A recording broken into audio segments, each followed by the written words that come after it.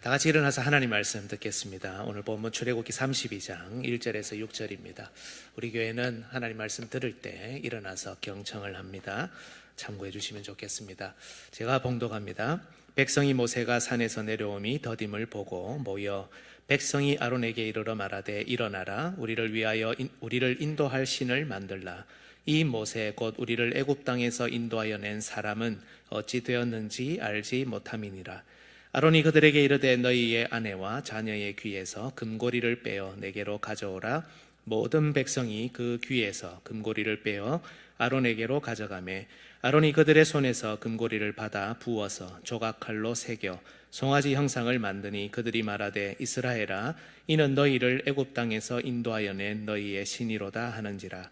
아론이 보고 그 앞에 제단을 쌓고 이에 아론이 공포하여 이르되 내일은 여호와의 절일이니라 하니 이튿날에 그들이 일찍 일어나 번제를 드리며 화목제를 드리고 백성이 앉아서 먹고 마시며 일어나서 뛰놀더라. 아멘. 네, 자리에 앉아 주십시오. 오늘 설교 후에 부를 찬양이 주보를 보시면 주 앞에 엎드려라는 곡입니다. 아마 잘 모르실 것 같은데요. 우리 한번 불러보고 그 다음에 설교를 들으면 좋겠습니다. 오늘 설교랑 너무 딱 맞는 찬양이라서 제가 선정을 했습니다.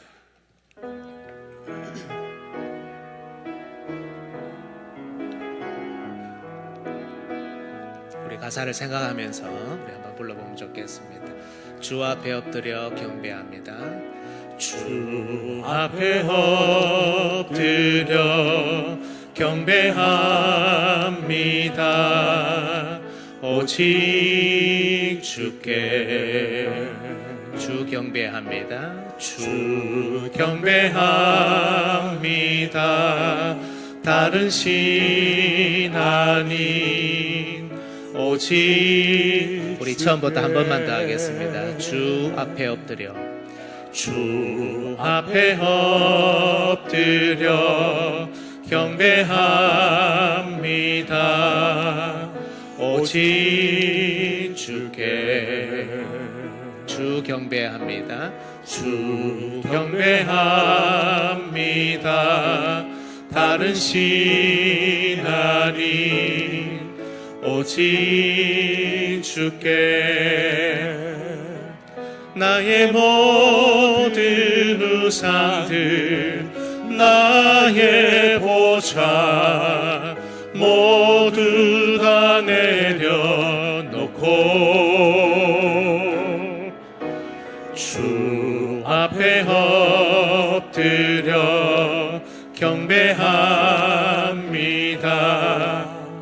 오직 나의 모든 우상을 나의 모든 우상들 나의 보좌 모두 다 내려놓고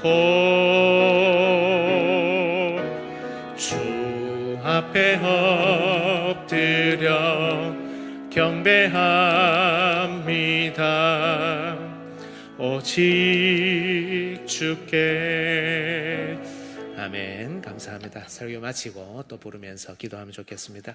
우리 옆에 분들하고 한번 인사하겠습니다. 새해 구정인데요. 새해 복 많이 받으십시오. 네, 오늘 마지막 주일이라서 우리 초등부 친구들도 올라와 있습니다. 인사 중에 끼어들어서 죄송하지만 뒤에 보면 우리 설교 노트라고 제가 이렇게 설교를 따라가면서 답을 달 수 있는 노트를 만들어 놓은 것이 있습니다. 우리 친구들 위해서 만들었고 또 1, 2부에 우리 교육기관 친구들이 올라와서 예배드리는 분들도 있는데 그래서 만들어 놨습니다. 여러분들도 뒤에 있는 거 참고하시면 이렇게 답을 달아가면서 설교를 들으시면 훨씬 더 유용하리라고 생각합니다. 참고하시고요. 우리 오늘 친구들 답 다른 것들은 선생님한테 제출해서 제게 전달해 주시면 살펴보고 또 체크하겠습니다. 감사합니다. 지난 주일 우리는 오늘 본문 1절의 말씀을 살폈습니다. 이스라엘 백성이 아론에게 만들어 달라고 한 것은 다른 신, 다른 하나님이 아닙니다. 모세를 대신해 앞으로 그들을 가나안으로 인도할 중보자였습니다. 시내산에 올라간 모세가 내려오지 않자 불안해진 백성이 아론에게 요구했던 것이죠. 하지만 이것은 하나님께서 세우신 중보자 모세에 대한 거부였습니다. 모세는 다시 돌아오겠다고 약속한 후에 하나님의 부르심을 따라 올라갔는데 이 모세를 대신할 다른 중보자를 요구한 것이기 때문입니다. 또한 이들은 비록 인지하지는 못했겠지만 장차 오실 참되고 영원하신 중보자 예수 그리스도에 대한 거부였다는 것을 기억해야 합니다. 신자라면 요구해서는 안 되는 그런 엄청난 죄죠. 예수님 말고 다른 중보자 주세요 하는 것이니까요. 그런데 왜 이들이 이런 어이없는 죄를 지었을까? 이런 질문들을 우리가 했더랬습니다. 인간은 본능적으로 하나님과 자신 사이에 바로 중보자 자리에 어떤 존재가 필요하다는 것을 기억하고 압니다. 그래서 그동안 모세가 그 자리에 있었던 것이죠. 하지만 이 중보자가 아무리 기다려도 내려오지 않자 그를 대신할 다른 중보자가 필요하다고 여겼고 하나님께서도 이를 당연히 인정할 것으로 생각했던 겁니다. 하지만 이들이 잊고 있는 것이 한 가지 있습니다. 비록 중보자 모세가 그들 눈앞에 없지만 그들에게는 모세가 남겨둔 하나님의 말씀이 있었다는 겁니다. 하나님께서 그들과 친히 맺으신 언약도 있습니다. 우상은 그 어떤 형상으로든 만들지 않아야 한다는 분명한 지침도 있습니다. 비록 지금 모세는 눈에 보이지 않지만 언약에 신실한 하나님께서 이 말씀으로 그들을 인도하시고 그들의 다음을 책임지실 것을 바로 이 시간에 믿어야 했던 것이죠. 모세가 없는 이 시간은 불안에 떨며 걱정만 하고 염려만 하는 시간이 아니라 그들이 말씀을 가슴에 새기고 묵혀서 그 말씀의 인도와 보호를 믿고 신뢰하는 시간으로 삼아야 했던 겁니다. 하지만 말씀의 이 중보적 기능을 신뢰하지 못했던 이들은 스스로 중보자를 만들어 오히려 더 심각한 어려움과 위험을 만나게 되었습니다. 이런 위험은 여러분 오늘날 우리에게도 있습니다. 특히 우리는 이전의 그 어떤 시대보다 불안감이 더 커진 시대를 살고 있지 않습니까? 게다가 우리의 중보자이신 예수님은 지금 우리 눈앞에 계시지 않습니다. 하늘에 계십니다. 이 시대를 사는 우리도 하나님과 우리 사이에 수많은 금송아지를 만들 위험이 있다는 겁니다. 하지만 이 세상을 살아가는 우리의 시간은 불안에 떨며 금송아지를 만들어가는 시간이 아니어야 되고 중보자께서 남기신 말씀을 믿고 신뢰하는 가운데 그것으로 우리를 자립하고 성장할 기회로 삼아야 한다는 그런 시간입니다. 이제 우리는 본문의 두 번째 설교를 들어야 합니다. 오늘도 우리는 설교를 통해 금송아지를 만드는 것이 어떤 결과를 초래하는지 그리고 그 위험성이 얼마나 큰지를 더 보게 될 것입니다.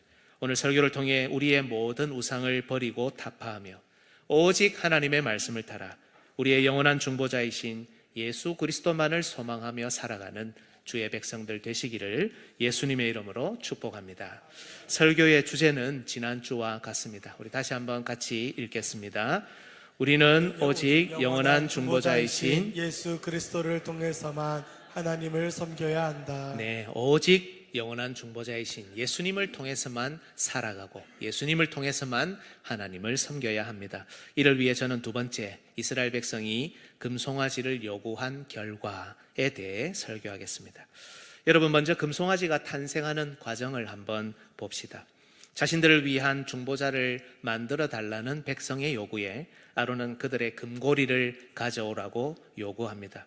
이 말을 들은 이스라엘 백성은 모두 금고리를 바치죠. 그리고 아론은 이 모은 금고리를 부어서 조각칼로 새겨 마침내 송아지 형상을 만들어냅니다. 도대체 아론이 어디서 이런 기술을 배웠는지 정확히 알 수는 없지만 이 과정은 적어도 그가 최선을 다해 금송아지를 조각하여 만들었다는 것을 보여줍니다. 이로써 그들 생각에 그들을 앞으로 인도할 새로운 중보자가 드디어 탄생한 것입니다. 여러분, 오늘 우리가 살필 내용이 금송아지를 요구한 결과이지 않습니까? 방금 살폈던 과정을 통해서 금송아지가 나왔습니다. 그렇다고 금송아지를 요구한 결과가 금송아지지 하고 넘어가면 안 되겠죠. 이 과정을 세밀하게 살펴보면 이 정도로 심각했나 할 정도로 이들의 죄가 부분 세부적으로 발전했다는 것을 볼 수 있습니다. 따라서 여러분, 먼저 여기서 우리가 기억할 것이 있습니다. 우리가 우리의 머리 대신 예수 그리스도의 자리에 다른 우상, 다른 것들을 놓기 시작할 때 설령 그 의도가 나쁘지 않았다 하더라도 오히려 우리가 감당하기 어려운 엄청난 죄의 발전된 결과들을 우리가 볼 수 있다는 겁니다. 그것이 곳곳에서 우리에게 쏟아진다는 것을 기억해야 합니다. 오늘 본문에서 우리가 이것을 보게 될 겁니다. 따라서 악은 어떤 모양이라도 버려야 합니다. 또한 죄의 문제는 반드시 해결해야 합니다. 그래야 이렇게 쏟아지는 죄의 결과들을, 더 큰 결과들을 막을 수 있습니다. 오늘 본문을 보면 여러분, 이 금송아지를 만드는 과정에 등장하는 세 종류의 등장인물이 있다는 것을 알 수 있습니다. 그리고 이 세 종류의 등장인물은 재밌게도 성부, 성자, 성령의 사역의 모조품들이다. 이것을 알 수 있고 또 각각 신성모독의 특징으로 나타난다는 것을 볼 수 있습니다. 차례차례 살펴볼까요? 첫 번째 등장인물이 누구겠습니까? 바로 백성들입니다. 일단 이 사건의 발단이 백성입니다. 1절을 다시 보시면 백성이 모세가 산에서 내려옴이 더딤을 보고 모여 백성이 아론에게 이르러 말하되 일어나라 우리를 위하여 우리를 인도할 신을 만들라. 백성이 우리를 여러분, 교회의 중보자를 결정하는 주체가 지금 본문에서 백성이라는 사실이 정말 안타까운 일입니다. 한 명의 성도 혹은 공동체 전체를 무시하는 게 아닙니다.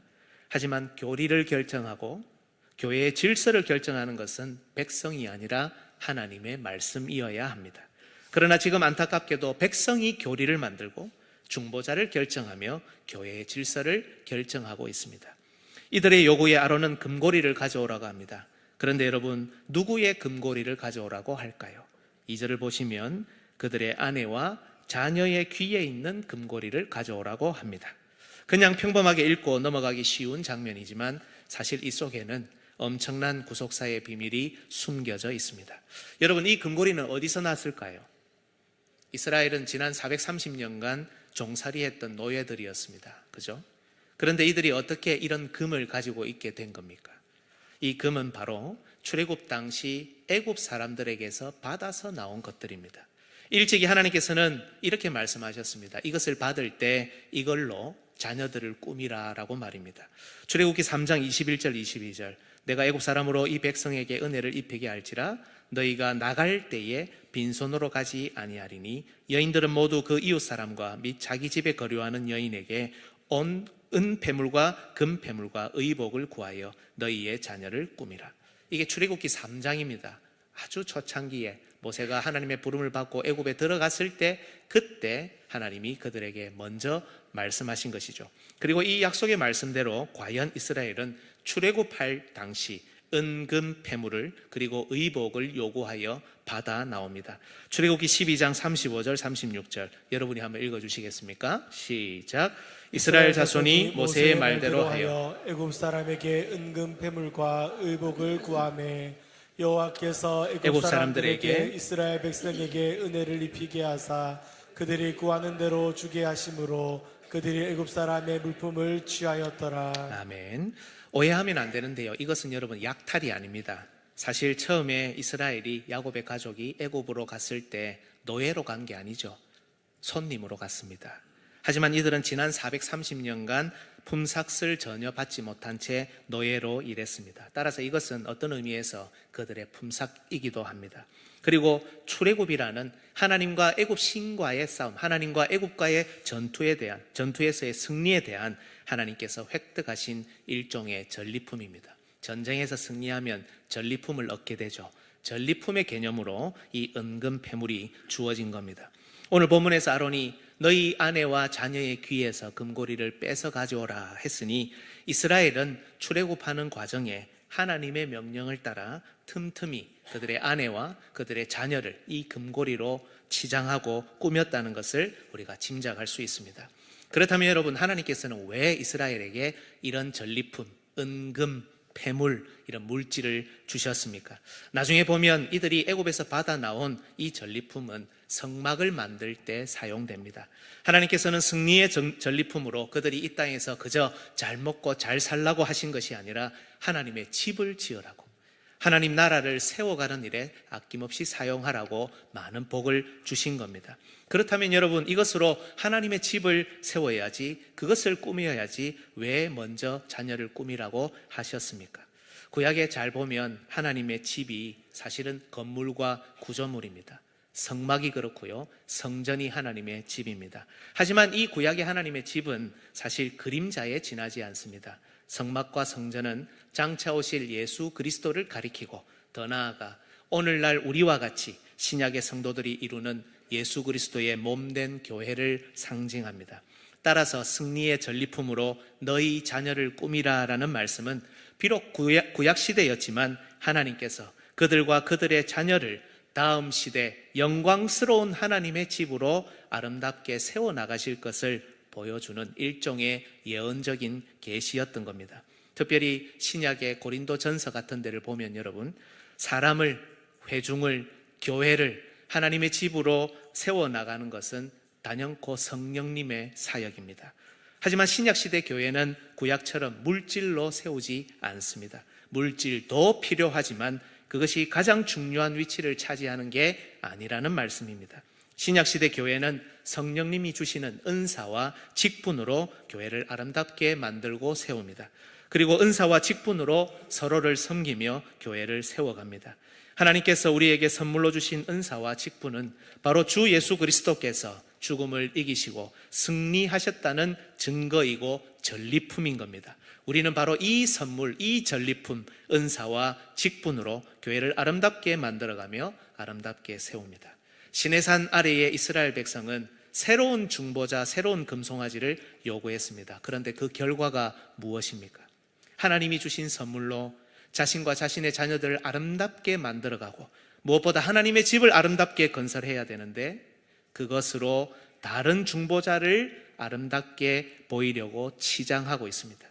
다른 중보자를 만들어 세우는 것을 넘어 그 중보자를 자기 생각대로 영광스럽게, 자기 생각대로 권위 있게 만들기 위해 치장하고 있다는 겁니다.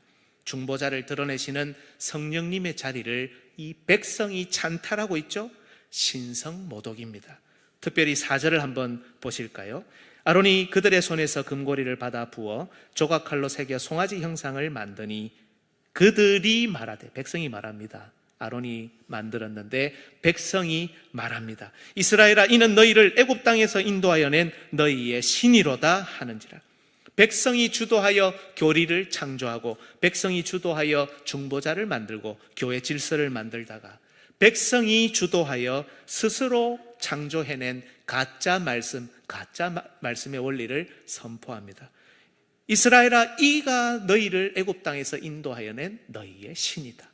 가짜 말씀이죠. 특히 이 부분을 다시 한번 눈여겨보십시오. 1절에서는 하나님의 사람 모세가 그들을 애굽 땅에서 인도해냈다고 말했습니다. 하지만 이제 중보자, 새로운 중보자, 가짜 중보자를 만들자 하나님도 지우고 모세도 지웁니다. 방금 이제 막 불에서 나온 금송아지가 100일 전에 있었던 출애굽의 역사를 일으킨 하나님이라는 가짜 말씀을 그들이 백성이 선포하고 있는 겁니다. 여러분, 신약시대 성령님은 항상 하나님의 말씀과 함께 역사하십니다. 지금도 말씀과 성령님이 교회를 다스리고 운영하십니다. 그리고 성령님은 말씀을 통해 성부의 사랑과 성자의 은혜를 교회 가운데 드러내십니다. 하지만 중보자요 머리이신 예수 그리스도의 자리에 다른 것을 놓을 때 교회는 언제나 말씀의 자리, 성령님의 자리를 스스로 찬탈하여 가짜 말씀, 가짜 성령님의 사역을 등장시킨다는 겁니다. 자기를 치장하면서도 하나님의 집을 가꾸는 것처럼 보이게 합니다. 중보자의 승리로 주신 선물을 자기 만족을 위해 사용하면서도 마치 하나님의 영광을 위해 사용하는 것처럼 위장합니다. 중보자의 말씀을 따르는 것처럼 하지만 가짜 말씀의 원리를 만듭니다. 성령님의 자리를 찬탈하여, 아니 이제 자신이 가짜 성령이 되어 교리를 만들고 질서를 만들며 새로운 중보자들을 드러내는 겁니다. 바로 오늘 본문의 이스라엘 백성처럼 말입니다. 여러분, 이 첫 번째 등장인물이 우리에게 보여주는 결과가 무엇입니까? 자신들이 성령님의 자리를 찬탈하고 말씀과 하나님 나라 건설의 모조품들을 만들며 기뻐하는 모습입니다. 여러분, 두 번째로 살필 인물이 있습니다. 누굴까요? 아론이겠죠. 이 과정에서 드러나는 아론의 모습도 굉장히 흥미롭습니다. 여러분, 오늘 본문을 읽으면서 이런 생각을 해보신 적이 있습니까? 아론을 잘 보면 너무 적극적이잖아요. 만들어주세요 하면은 뭐라 하고 다 이루고 막 이렇게 해야 되잖아요. 근데 아주 적극적으로 일사천리로 쫙 만드는 것을 볼 수 있습니다. 왜 이렇게 아론이 적극적이었을까? 여러분, 쉽게 짐작할 수 있듯이 모세의 자리가 탐나서겠죠. 가만히 보면 아론은 비록 그래서는 안 됐지만 종종 모세의 자리를 노리는 기회주의자처럼 등장합니다. 민수기 12장에서 모세의 누이 미리암이 모세를 반역할 때도 아론은 합세합니다. 그런데 가만히 보면 벌은 혼자서 안 받습니다. 미리암만 벌 받습니다. 물론 이때 아론은 회개의 모습을 보이긴 합니다만 어쨌든 하나님의 심판을 피합니다. 지금 설명드리지는 않겠습니다. 오늘 본문에서도 마찬가지죠. 아론은 심판받지 않습니다. 읽어보셨는지 모르겠지만 21절 이하를 보면 아론이 변명하는 내용들이 나옵니다. 그런데 가만히 보면 새빨간 거짓말도 있습니다. 특히 24절 보면 백성이 가져온 금을 불에 던졌더니 송아지가 튀어나왔다는 겁니다. 완전히 거짓말이죠. 이런 걸 보면 이번에는 참되게 회개한 것 같지도 않습니다. 그런데도 벌을 받지 않습니다. 모세의 자리를 노렸다가 겨우 위기만 모면합니다. 아론이 왜 이렇게까지 적극적으로 금송아지를 만들었을까라고 했을 때 그가 항상 모세의 자리를 탐냈다는 것 우리는 충분히 짐작할 수 있습니다. 특히 이번에는 자기가 먼저 나선 것이 아니죠. 백성이 만들어 달라고 아우성쳤습니다. 무슨 일이 있더라도 행여나 잘못되더라도 자기는 빠져나갈 수 있지 않겠습니까? 그래서 그는 금을 모아 정제하고 조각칼로 세밀하게 가공하여 마침내 금송아지를 만들었던 겁니다. 그렇게 해서 만든 금송아지는 상상해 보건대 정말 그 위용과 자태가 대단했던 것 같습니다. 그러니 그것을 보고 백성들이 소리치죠. 이스라엘아, 이는 너희를 애굽 땅에서 인도하여 낸 너희의 신이로다. 그런데 여러분, 여기에 정말 재밌는 것이 하나 있습니다. 아론이 만들었죠. 아론이 모세의 자리를 노리면서 역할을 하려고 개입한 겁니다. 그런데 누가 나서서 이거를 외칩니까? 아론이 아니죠. 백성이 외칩니다. 백성이 갑자기 하나님의 말씀이 아닌 가짜 말씀을 선포합니다. 이제부터 아론이 주도해야 하는데 순간 아론이 밀린 겁니다. 주도권을 백성에게 빼앗겼습니다. 이렇게 되면 실컷 고생해서 만들어 놓고는 모세의 빈자리를 자기가 차지하기는커녕 그 자리를 백성이라는 집단에 빼앗길 판입니다. 그래서 여러분, 이제 아론이 어떻게 하는지 잘 보십시오. 5절을 볼까요? 아론이 보고 그 앞에 제단을 쌓고 이에 아론이 공포하여 이르되 내일은 여호와의 절일이니라 하니. 앞에는 백성이 우리를 하다가 이제 이 순간에 아론이 나서서 제단을 쌓고 아론이 공포하여 이릅니다. 지금 사실 백성이 주도권을 잠시 쥐었지만 이들은 아무것도 모르지 않습니까? 체제를 정비하고 질서를 세우는 일이 약합니다. 금송아지 신앙을 체계적으로 만들 힘이 부족합니다. 이 아론은 백성에게 밀리지 않고 전혀 이렇게 흔들리지 않고 그가 그동안 갈고 닦았던 신앙을 잘못된 방향으로 사용합니다. 먼저 아론이 그 금송아지 앞에 제단을 쌓아버립니다. 종교 체계의 핵심은 여러분 예배이지 않습니까? 그래서 이걸 하고 있는 겁니다. 그리고 바로 그 아론이 공포합니다. 내일은 여호와의 절일이니라. 이렇게 만들고 공포하는 것을 통해 그는 백성 앞에 등장합니다. 여호와의 절일, 절기라는 축제일이라는 뜻입니다. 새로운 시간, 새로운 주일을 창조하죠. 그리고 다음 날 이들은 일찍 일어나 번제와 화목제를 그 앞에 드리며 앉아서 먹고 마시고 일어나서 뛰노옵니다. 아론이 이 성찬을 집례하며 이들을 인도했을 것이 분명합니다. 여러분 잘 보십시오. 새로운 가짜 예배를 만듭니다. 새로운 가짜 말씀을 선포합니다.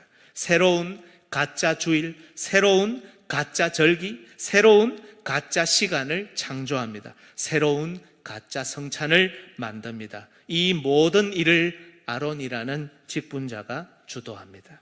여러분, 아까 우리는 백성이 성령님의 자리를 차지하고는 성령 사역의 모조품을 만들었다는 것을 살폈습니다. 이제 아론은 스스로 중보자의 자리에 올라 중보 사역의 온갖 가짜를 만들고 있습니다. 사실 처음에 이들이 만들어 달라고 했던 것은 그 금송아지가 중보자였죠. 중보자의 위치에 금송아지를 두려고 만들어 달라고 했던 겁니다. 하지만 새로운 중보자 금송아지를 만들자 자신을 성령님의 대체자로 만드는 백성과 더불어 자신을 중보자 예수 그리스도의 대체자로 만드는 아론이 등장한 겁니다. 처음에는 그저 주도권을 쥐기 위해서였죠. 백성을 더 안전하게 인도한다는 명목이었을 겁니다. 하지만 참된 중보자의 자리에 우상을 만들어 놓자 시간이 지난 다음에 이런 일이 벌어진 게 아니라 바로 그 시간에 이제는 자기가 중보자의 위치에 스스로 오르는 더 심각한 범죄로 발전했다는 겁니다. 이것이 두 번째 등장인물이 보여주는 결과였습니다. 세 번째 등장인물은 누굴까요? 금송아지겠죠. 여러분, 세 번째 등장인물이 금송아지라니까 좀 웃기지 않습니까? 이 우상은 움직이지도 못합니다. 성경의 표현대로라면 보지도 못하고 듣지도 못하고 아무것도 판단할 수 없습니다. 사람이 창조했고 사람이 만들었습니다. 그런데 이 등장인물이 도대체 무엇을 했다는 겁니까? 여러분, 방금도 살폈지만 이 금송아지는 원래 중보자의 자리에 두어지기 위해 만들어졌습니다. 참 중보자 모세가 눈에 보이지 않고 내려옴이 더뎌지니까 불안해진 백성이 스스로 안심하기 위해 만든 중보자였습니다. 하지만 백성과 아론에 의해 이 우상은 중보자의 자리가 아니라 드디어 하나님의 자리, 성부 하나님의 자리를 차지하기 시작합니다. 다시 한번 본문을 잘 보실까요? 4절입니다. 아론이 그들의 손에서 금고리를 받아 부어서 조각칼로 새겨 송아지 형상을 만드니 그들이 말하되, 나중에 일어난 일이 아닙니다. 바로 일어나는 일입니다. 이스라엘아, 이는 너희를 애굽 땅에서 인도하여 낸 너희의 신이로다 하는지라. 아론이 보고 그 앞에 제단을 쌓고 이에 아론이 공포하여 이르되, 잘 보십시오. 내일은 여호와의 절일이니라. 이튿날에 그들이 일찍 일어나 번제를 드리며 화목제를 드리고 백성이 앉아서 먹고 마시며 일어나서 뛰어놀더라. 바로 그 금송아지 그 자리 현장에 이들이 뛰어놀며 이를 섬기는 것을 여호와의 절기다, 금송아지를 여호와처럼 만들고 있죠. 여러분, 모든 영광과 존귀, 권세와 능력은 세세토록 우리 성부 하나님께 있습니다. 오직 우리 하나님만이 모든 예배와 경배를 받으시기에 합당하십니다. 하지만 본문을 보십시오. 중보자의 위치에 있던 이 금송아지가 백성과 아론에 의해 어느덧 성부 하나님의 위치에 올라 있습니다. 이 금송아지가 애굽 땅에서 그들을 인도해낸 신이 되었습니다. 이 금송아지가 여호와가 되었고 모든 백성의 제사와 경배를 받기에 합당한 하나님의 위치에 올라가 있습니다. 여러분, 우리는 이 금송아지가 후대 이스라엘의 역사에서 얼마나 악영향을 크게 끼쳤는지 잘 압니다. 남유다 북이스라엘로 나뉜 후에 북이스라엘 왕 여로보암은 백성의 마음이 저 밑에 남쪽 성전이 있는 그곳으로 향하지 못하도록 금송아지 2개를 만들어 북쪽과 남쪽에 하나씩 두고 섬기게 합니다. 멘트도 오늘 본문과 똑같습니다. 열왕기상 12장 28절에 이는 너희를 애굽 땅에서 인도하여 올린 너희의 신들이라. 똑같죠? 안타깝게도 과거 자신의 선조들이 했던 그 행태 그대로의 신앙을 배우고 닮아 답습하는 일이 후대 역사에서도 나타났던 겁니다. 처음에는 하나님을 섬기지 않는 것이 아니라고 주장합니다. 우리는 하나님을 섬기고 있습니다. 하나님에 관한 신앙은 적어도 포기하지 않습니다. 우리는 끝까지 하나님을 섬겨 나갈 것입니다. 하지만 지금 당장 우리 눈앞에 중보자가 없습니다. 이 역할을 누군가는 해야 되지 않겠습니까? 그래야 우리의 불안함을 달래고 우리의 걱정과 염려를 해소할 수 있지 않겠습니까? 이렇게 해서 금송아지를 중보자의 위치에 둘 때 어떤 결과가 나타났습니까? 성령님의 자리는 주도권을 쥔 백성이 차지합니다. 성자 예수님의 자리는 타락한 직분자가 차지합니다. 성부 하나님의 자리는 이들이 만들어낸 금송아지가 올라갑니다. 우상이지만 그래도 하나님을 섬긴다고 자부합니다. 그래도 하나님을 떠난 것은 아니라고 항변합니다. 2계명을 잠시 어겼을 뿐이지 1계명을 어긴 것은 아니다라는 겁니다. 하지만 금송아지를 만들자 시간이 더 지난 후에 더 타락한 게 아니라 만들자마자 이 금송아지는 곧바로 하나님의 자리를 차지해 너는 나 외에는 다른 신들을 내게 두지 말라는 1계명을 즉시 어기게 된 겁니다. 여러분, 남는 것이 금송아지 뿐이라면 이것이 과연 교회입니까? 아닙니까? 남는 것이 금송아지 밖에 없다면 이것이 과연 기독교입니까? 다른 종교입니까? 주 안에서 사랑하는 여러분, 화면을 한번 잠시 보실까요? 이건 제가 좋아하는 어떤 외국 신학자가 쓴 책입니다. 책의 제목입니다. 예배자인가 우상 숭배자인가. 이게 한국어판의 제목입니다. 중간에 제가 줄을 그어놨는데요, 노란색으로. 영어를 말씀드려 죄송하지만 원래 이 영어 제목은 예배자인가 우상 숭배자인가가 아닙니다. 이 영어를 보시면 We become what we worship 이렇게 되어 있습니다. 번역을 한번 해볼까요? 우리는 become 되다. what 뭐가 되냐면 we worship 우리가 예배하는 것이 된다. 우리는 됩니다. 우리가 예배하는 것이 됩니다. 이런 뜻입니다. 여러분 생각해 보면 맞지 않습니까? 우리가 지금 하나님을 예배합니까? 그렇다면 우리는 하나님처럼 되어가고 하나님을 닮아갑니다. 오해하지 마십시오. 우리가 하나님의 자리에 오른다는 게 아닙니다. 우리가 하나님의 말씀대로 예배할 때 성경의 표현처럼 신의 성품에 참여하는 자가 되고, 지난 시간에 우리가 살폈던 대로 하나님같이 나타나는 모세처럼 하나님을 닮은 사람으로 하나님 같은 존재로 우리가 닮고 변화된다는 뜻입니다. 처음에는 부족합니다. 처음에는 모난 부분이 우리에게 많습니다. 처음에는 세상에서의 삶의 방식을 버리지 못한 부분이 더 많습니다. 하지만 우리가 하나님을 바로 이 현장에서 말씀대로 진실하게 예배할 때 우리의 모습은 점점 하나님 같은 모습으로, 신의 성품에 참여하는 모습으로, 그리스도와 함께 하늘에 앉은 자로 변화한다는 말씀입니다. 그러나 만약 우리가 우상을 예배하고 숭배한다면 어떻게 될까요? 우리가 점점 우상이 되어갑니다. 우리가 점점 괴물이 되어간다는 겁니다. 우리가 돈을 숭배하면 돈의 가치에 함몰된 괴물이 됩니다. 우리가 권력을 추구하면 권력에 잡아먹힌 괴물이 됩니다.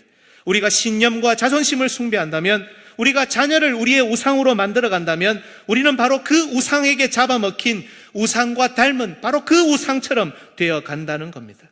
이스라엘이 만든 금송아지가 비록 보지도 듣지도 못하는 존재였지만, 말하지도 못하는 우상에 지나지 않았지만, 하나님의 위치에 올라 이스라엘을 지배하며 그들도 역사 가운데 대대로 금송아지에 잡아먹힌 모습으로 바뀌어졌던 것처럼 말입니다. 우리는 우리가 예배하는 것을 닮게 되어 있고 우리가 예배하는 것이 되기 때문입니다. 주 안에서 사랑하는 성도 여러분, 불확실하고 불안한 이 세상을 살아가는 것 정말 쉽지 않습니다. 광야 같은 세상입니다. 가나안을 향해 가면서도 어느 길을 택해야 할지, 어떻게 가야 할지 모릅니다. 불확실하고 불안합니다. 노력조차 할 수 없는 상황들도 전개됩니다. 심고 거두는 가장 기본적인 것조차도 안 될 때가 많은 광야 같은 세상입니다. 무엇을 먹을지, 무엇을 마실 수 있을지 알 수 없습니다. 이 광야 같은 세상에서 어떻게 더위를 피하고 추위를 피할지, 그리고 우리를 공격해오는 원수들로부터 우리를 어떻게 방어해야 할지, 뭔가를 열심히 하기는 하는데 제대로 된 노력조차 할 수 없을 때가 더 많지 않습니까? 우리의 원수들은 우리가 무너지고 주저앉을 날을 숨죽여 기다리고 있습니다. 금송아지를 만들 위험에 우리가 노출되어 있다는 겁니다. 그래서 때론 우상 하나를 만들기도 합니다. 잠시 나의 걱정과 염려를 해소할 것들을 만듭니다. 그것으로 위안으로 삼고 위로를 받기도 합니다.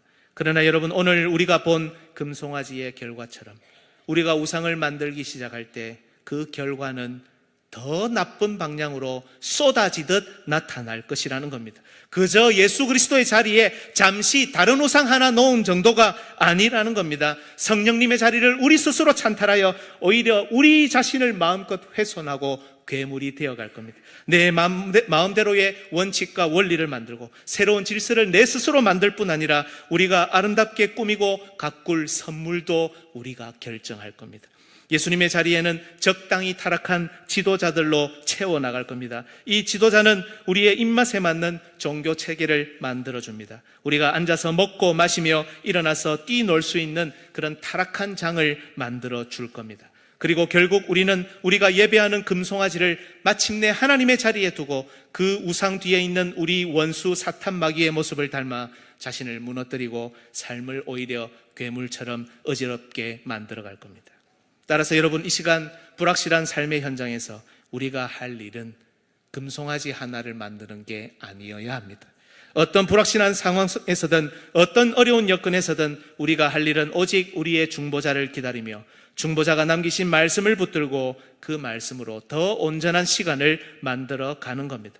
말씀을 따라 온전히 하나님을 믿고 예배할 때 말씀의 능력을 신뢰하며 자신을 그 말씀에 맡겨 자립하며 성장할 때 우리는 광야 같은 세상 속에서도 하나님 닮은 아름다운 사람으로 설 수 있을 것입니다. 여러분, 우리는 금송아지를 만들지 맙시다. 하나님께서 주신 선물인 돈과 명예를 우상으로 세우지 맙시다. 하나님께서 허락하실 수도 있는 이 세상에서의 잘 되는 것을 금송아지의 자리에 두지 맙시다. 우리의 귀한 자녀를 우상으로 세우지 맙시다. 오직 우리 주 예수 그리스도를 참된 중보자로 믿고 신뢰합시다. 하나님의 말씀을 우리가 유일하게 신뢰할 우리의 무기로 삼읍시다. 그렇게 할 때 하나님께서 우리에게 주신 이 모든 선물은 우리를 잡아먹는 우상이 아니라 중보자의 뜻을 따라 우리를 아름답게 세우고 가꿀 하나님 나라의 전리품이 될 것입니다. 이런 은혜를 우리 남은 평생에 경험하고 살아가는 주의 권속들 되시기를 예수님의 이름으로 축복합니다. 아멘.